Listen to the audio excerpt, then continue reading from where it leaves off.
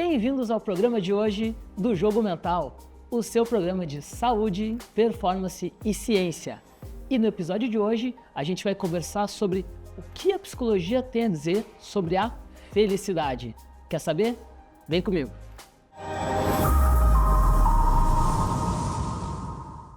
No programa de hoje, temos como convidado Rafael Ruschel, psicólogo clínico e cientista do bem-estar. Rafael, é um prazer te ter aqui. Prazer é todo meu da gente poder falar desse tema tão importante, tão relevante para a vida das pessoas. Obrigado. Excelente. E a psicologia do bem-estar, a psicologia positiva. Explica para o nosso público o que vem a ser isso. Na psicologia, nós temos toda uma tradição olhando para o sofrimento, para as angústias, para a dor. E o que a área que eu estudo, que é a psicologia positiva, como o Maurício trouxe, se direciona é para o outro lado da equação, que é o que faz uma vida de felicidade, o que faz uma vida de realização, uma vida de significado. Então, ao invés da gente só estudar o que as pessoas não querem ter na sua vida, a gente também estuda como as pessoas podem ter uma vida mais feliz e mais realizada. Dá para dizer, então, que a gente chama a tradição de procurar o psicólogo só quando tinha o problema, ou talvez uma metáfora de só procurar ajuda quando tinha que apagar o incêndio. A psicologia positiva vem um pouco diferente disso. É uma boa forma da gente observar, porque às vezes a saúde mental ela vem junto de um estigma, de que as pessoas, elas, para poderem buscar a ciência da psicologia, precisam estar num estado de muito sofrimento, ou num estado de contato com algum transtorno mental. E quando a gente fala da ciência da felicidade e do bem-estar, a gente tem um direcionamento de o que a pessoa pode fazer no seu dia a dia, como que ela pode também olhar para o mundo, como que ela pode gerir as suas relações para que ela possa ter mais satisfação, mais felicidade. E então, de fato, a gente entende que no mundo moderno, o lugar da psicologia na sociedade não é apenas de reparar, não é apenas de apagar um incêndio, não é apenas de lidar com a dor, mas também de ajudar as pessoas a viverem da forma como elas merecem. Excelente. E como é que tu virou um psicólogo da felicidade? Sim, é bem interessante porque na minha trajetória de vida houveram alguns pontos que me levaram, me direcionaram para essa vertente. Quando eu nasci, eu tive um tumor muito sério, muito importante. Então, a minha família ficou muito preocupada, não sabia o que ia acontecer. Eu realmente passei por uma cirurgia muito difícil. E depois de ter superado aquilo, eu era um recém-nascido muito frágil, mas mesmo assim, tudo deu certo. E é claro que a minha família se sentiu muito grata por isso. Então, eu fui criado com essa ideia de que eu deveria entender que a vida era um privilégio. Eu fui criado com essa ideia de que eu tinha sorte por ter sobrevivido, né, àquele tumor muito importante. Então, agradeço aos meus pais por terem me passado essa ideia de que a vida é algo muito importante e que a gente deve desfrutar de cada momento. E é claro que daí no meu desenvolvimento eu fui encontrando, né, justamente por ter sido ensinado a pensar dessa maneira, maior relação com áreas que falam sobre virtudes humanas, sobre felicidade, sobre bem-estar. E quando eu me deparei com os estudos pela primeira vez da psicologia positiva, aí meus olhos brilharam e eu pensei, é isso, né? É isso que eu quero estudar, é isso que me move, é isso que faz com que o meu coração bata mais rápido e é isso que eu quero passar para as pessoas, justamente porque eu percebi também que no mundo ao redor parecia que todos os colegas estavam mais preocupados em falar sobre depressão, ansiedade, estresse pós-traumático, mas quando a gente conversava com as pessoas na rua, eu entendia que a vida não é só isso, né? E a vida psicológica das pessoas não é apenas sofrer. Então, elas também precisam de um olhar para como poder viver melhor. Que legal, e isso me traz muito as minhas experiências com atletas também, né? De como muitas vezes o gatilho para o atleta buscar auxílio quando está numa fase, lesionado, não está rendendo, mas a gente sempre começa explicando de que não é só para, digamos, curar essa dificuldade ou lidar com ela, mas também como é importante uma manutenção de uma vida produtiva, feliz, saudável, e que inclusive isso auxilia o atleta a subir de patamar, às vezes, né, de rendimento, de felicidade. Eu não gosto situações de achar tudo, não, tem que ser a produtividade só serve se for aquela loucura, tem que ser o lobo de Wall Street para ser um bom empresário. O atleta, para ser o campeão, ele tem que ficar não sei quantos anos sem perder um treino, que nem o Phelps, que ao mesmo tempo é usado como o exemplo de superação, do super-herói de esporte, e hoje ele é embaixador da saúde mental, porque ele já teve situações de depressão, abuso de substância, ideação suicida, que ele mesmo conta, né? E de como às vezes a gente foca até nos exemplos extremos para justificar que a gente tem sempre que estar vivendo com a corda esticada, e não é bem assim, né? Com certeza, é algo que eu acredito que quando a gente fala sobre performance, sobre alcançar conquistas, realizar metas no dia a dia, a gente precisa contemplar o bem-estar de forma integral. Então, eu dei o exemplo dos atletas. No meu trabalho como psicólogo clínico, eu atendo muitos fundadores de empresas, empresários, CEOs, donos de startups. E algo que a gente precisa trazer para balancear é que a vida não pode ser só o trabalho, a vida não pode ser só a realização, e eu também não posso esperar para querer ser feliz depois que eu alcanço as minhas metas. Eu não posso esperar para querer ter uma vida boa, para me relacionar com pessoas que importam para mim, só depois que eu botar as mãos no troféu. Então, é parte também do jeito de olhar da ciência do bem-estar, direcionar as pessoas para uma vida equilibrada, para uma vida que permita que essas pessoas se mantenham de forma sustentável na busca das suas conquistas, mas também em contato com os seus valores de vida. Então, se a gente vai ajudar, por exemplo, um empresário que tem grandes demandas, que tem grandes responsabilidades, se ele consegue ter os pilares do bem-estar contemplados, ou seja, contato com atividades que trazem significado, boas relações, momentos de concentração e de consciência plena, se a gente consegue ter esses pilares e outros tantos dentro da vida dessa pessoa, ela consegue se manter em um nível de performance, de funcionalidade por mais tempo. E aí a gente tem algo que é mais duradouro e que não vai ferir também a harmonia de uma maneira tão intensa, né? Porque, como tu comentou, se a corda está sempre esticada, o que acontece quando vem um novo efeito adverso, uma nova presença adversa, né? Ela estoura. Então eu não posso viver no limite das minhas possibilidades, porque isso não é sustentável e também tem uma questão da experiência interna. Isso também não é gostoso de viver, não é agradável, né?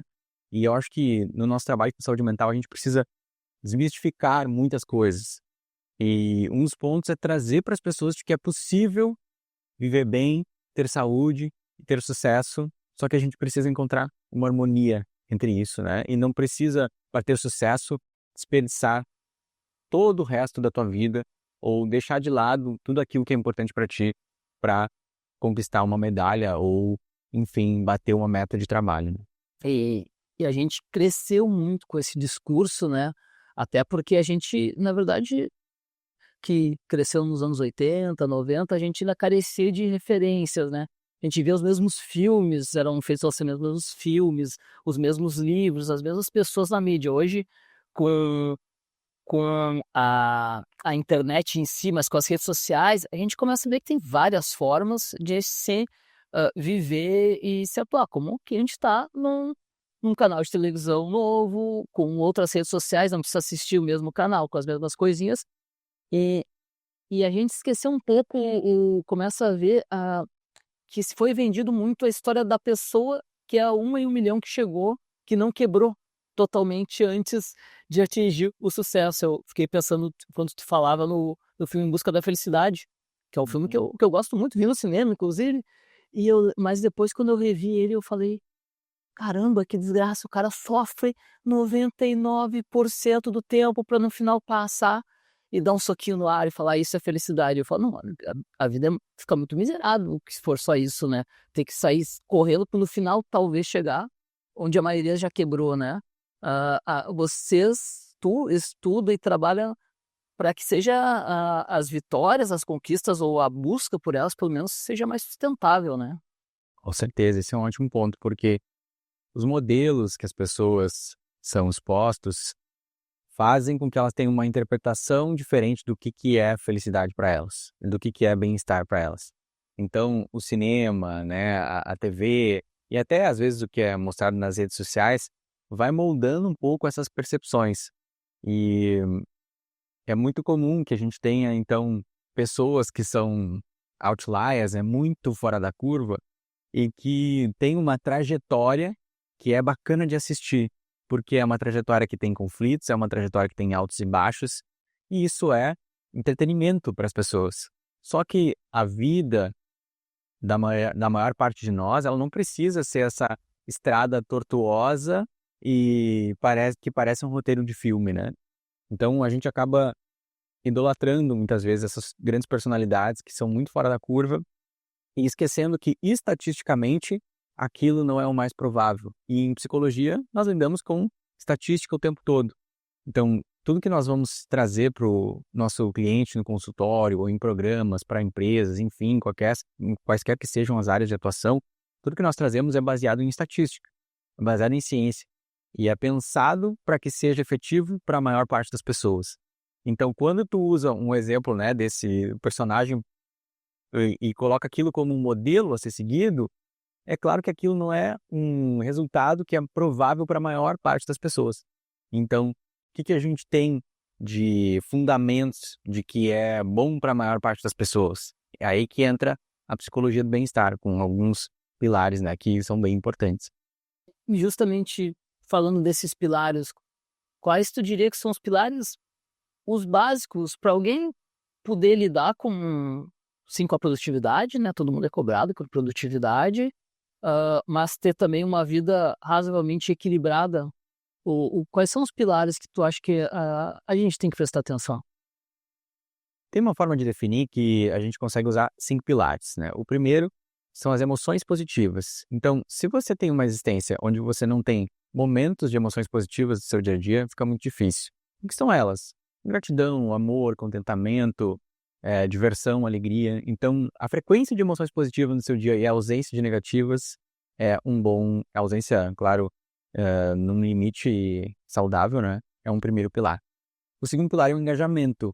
É o quanto você tem atividades que conseguem te deixar num estado de concentração e de absorção para que você se sinta ali imerso naquela tarefa. O terceiro pilar é o sentido de vida. É o quanto que você considera que as suas ações são significativas, são valiosas, que trazem uma contribuição para algo que é maior do que você. Por exemplo, muitas pessoas encontram sentido de vida no contato com a família, ou no ambiente religioso, ou no trabalho, né? E um outro pilar importante é a realização, que é o quanto que você consegue se direcionar para alcançar conquistas, para alcançar metas, né? E o último, mas não menos importante, na verdade o mais importante em termos estatísticos, é a qualidade das relações. Então hoje nós temos um corpo de pesquisas que nos diz com tranquilidade que a qualidade das nossas relações é muito responsável pelo nosso nível de felicidade. Então, a gente não pode, para querer ser feliz, viver uma vida de solidão, de isolamento e não pode deixar de levar em consideração nos nossos dias o quanto que a gente está próximo das pessoas que são importantes da gente, quanto que a gente tem boas relações, o quanto que a gente confia nas pessoas da nossa comunidade que estão ao nosso redor. Então, de maneira resumida, esses seriam pilares para a gente prestar atenção. Que legal, isso me lembrou uma palestra, um discurso de formatura do Schwarzenegger que eu escutei esses dias.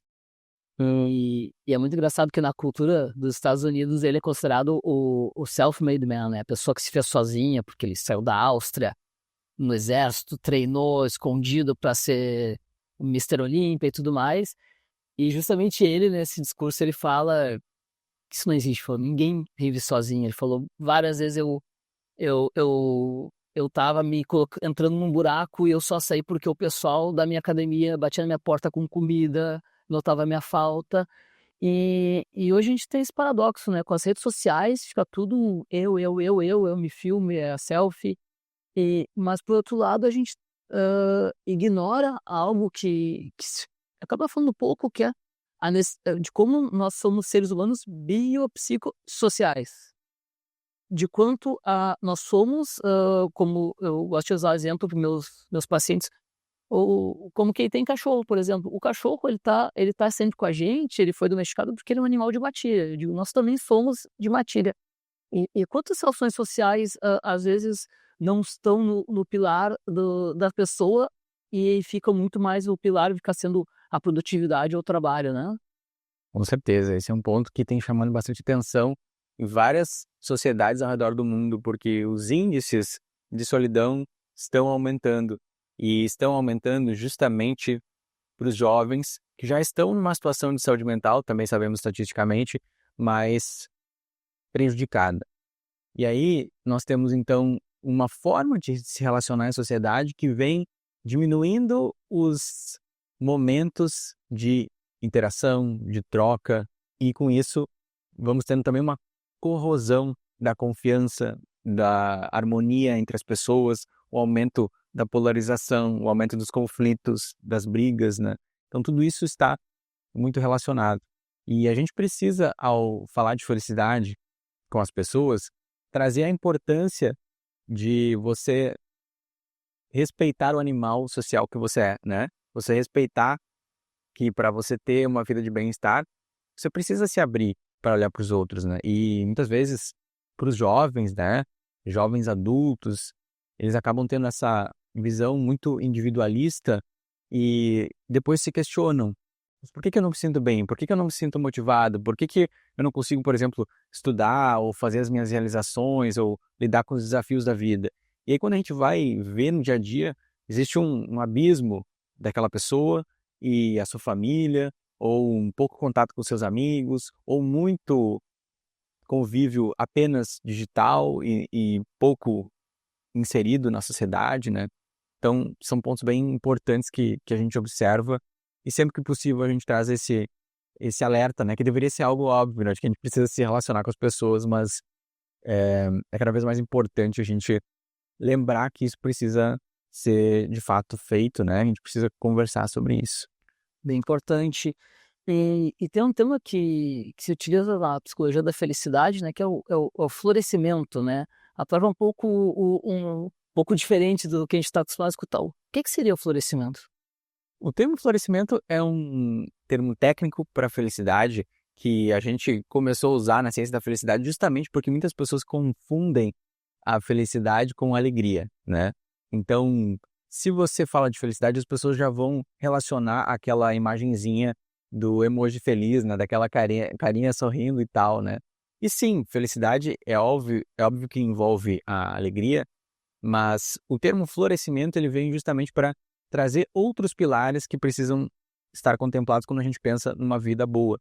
E aí entram as relações, entra o sentido de vida, né? Tanto para a minha existência quanto para as tarefas que eu realizo, entra as realizações que eu tenho, os relacionamentos, né?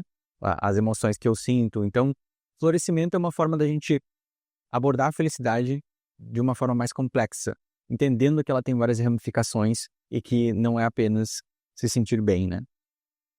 E senão a gente também fica refém da sensação boa, né? Porque no Mindfulness a gente trabalha a questão de evitar o julgamento, porque a gente sai automático, parece que tudo que acontece com a gente tem que botar uma tag ali, um adesivo de é bom ou é ruim. E a vida, eu falo muito nas pacientes que ela não é uma linha reta, né? E também não é B aconteceu por causa de A, B aconteceu por causa de A, mas de C, de D, de Z. A vida é muito mais complexa do que essas fórmulas que a gente tenta, para às vezes, chegar a uma linha ou uma linha reta, esse caminho assim. E a gente não se dá conta que muitas coisas que a gente considera boas aconteceram porque aconteceram coisas ruins antes, e que isso é uma constante na vida, né? Que não é uma linha reta de subida, nem uma de descida, né? E de como isso parece óbvio, mas não é simples, né? Não, não é simples. E as pessoas têm dificuldade, muitas vezes, de entender qual é o papel, inclusive no bem-estar, das emoções negativas, né? Mas a gente precisa lembrar que essas emoções desagradáveis, como tristeza, como raiva, o medo, a ansiedade, elas existem por uma razão, e elas têm uma função que se consolidou evolutivamente. Então elas têm uma importância. Então você ter uma vida de bem-estar não significa você não ter emoções desagradáveis, não significa você não sofrer. Na realidade, pessoas que têm altos níveis de florescimento, elas conseguem tolerar bem a frustração. Elas têm níveis saudáveis de emoções desagradáveis, né? Elas conseguem passar por emoções, por exemplo, de tristeza, de ansiedade, elas vão vivenciar aquelas emoções, mas elas se recuperam, ou seja, elas voltam para o seu normal um pouco mais rápido. E isso é muito importante, porque se a gente confunde alegria ou recompensa rápida com felicidade verdadeira, autêntica, a gente fica refém das tentações modernas, né? E aí a gente tem, inclusive, algo que é tema de muitas discussões, né? Essas estimulações que a gente tem no mundo digital e de várias formas que nos fazem sentir algo bom, mas que é vazio de significado. Por exemplo, nas redes sociais, né? Você vai assistir um videozinho que é engraçado e tal, aquilo te trouxe uma emoção positiva, mas é uma emoção positiva passageira e ela te mantém num loop de querer mais aquela sensação de recompensa, né? E no fim ela não constrói nada para você. Claro, pode ser uma forma de lazer, uma forma de divertimento, mas ela possui uma engenharia que, na maior parte das vezes, te deixa afastado de poder construir sentido em outras atividades que, às vezes, são mais frustrantes, mais difíceis de se engajar, né? Chegou a hora do nosso bate-bola. Rafa, saúde.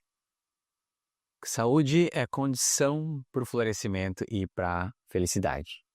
E é um equilíbrio entre a parte mental, relacional e fisiológica. Ou seja, a nossa felicidade, a nossa saúde é um reflexo daquilo que a gente vive e daquilo que a gente faz todos os dias. Você tem algum ídolo, uma referência? Olha, eu não tenho muito essa vontade ou capacidade de idealizar pessoas ou personalidades, assim, mas quando eu penso nisso, eu penso que eu admiro as pessoas comuns e como elas conseguem superar as adversidades do dia a dia. Então eu me inspiro mais nas pessoas comuns que eu conheço no dia a dia, nos meus pacientes, nos meus amigos, nas pessoas, do que em grandes personalidades. E o que seria vencer para ti? Para mim, vencer é a cerejinha no bolo, mas é parte do processo. E a gente não pode trocar o sabor da vitória pela relação que a gente tem com o caminho. Então, claro, vencer é celebrar, é conquistar, é ter contato com a realização, mas eu prefiro entender que é importante a gente estar engajado e apaixonado pelo caminho e pelo processo. E teria algum livro, filme para indicar para quem se interessou por essa área? Olha, todos os livros, se você quiser saber mais sobre a ciência da felicidade, todos os livros do Martin Seligman, né, como o livro Felicidade Autêntica ou o livro Florescer, são ótimas maneiras de começar a aprender sobre esse movimento científico que foi fundado ali no início dos anos 2000 e que hoje, né, já atingiu o mundo todo, né, com dezenas de milhares de publicações. E o Rafa, não psicólogo, ou psicólogo em casa, não sei se a gente deixa de ser, gosta de assistir o quê?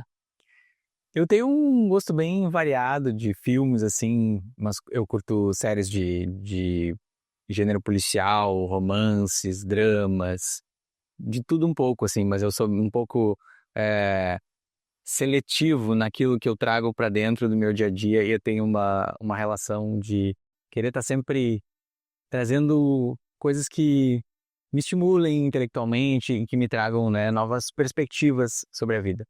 E tem alguma frase, algum conselho que tu gostaria de deixar para nossa audiência, baseada em toda essa tua experiência incrível? Olha, acredito que para a gente buscar o bem-estar, a gente precisa fazer isso diariamente. Então, a felicidade não é algo que a gente encontra lá na frente, não é algo que a gente encontra na aposentadoria, não é algo que a gente encontra quando a gente casa. Então, eu diria para nossa audiência, para buscar diariamente, refletir. O que você está fazendo hoje está te fazendo se sentir bem e funcionar bem? Essa é o meu direcionamento para o pessoal. Então, o conselho de hoje é focar mais no caminho, não só no final da corrida, pessoal. Rafa, quero te agradecer muito por hoje. Quem quiser te procurar, em que rede te encontra? Pode me encontrar lá no Instagram, rafaelruxo.psi. Lá você vai ver que eu falo sobre a psicologia do bem-estar, eu treino também outros profissionais, psicólogos. Mas se você quiser entender como funciona o meu trabalho, pode me mandar um direct ou pode conversar comigo pelo próprio WhatsApp que você consegue lá através das minhas redes.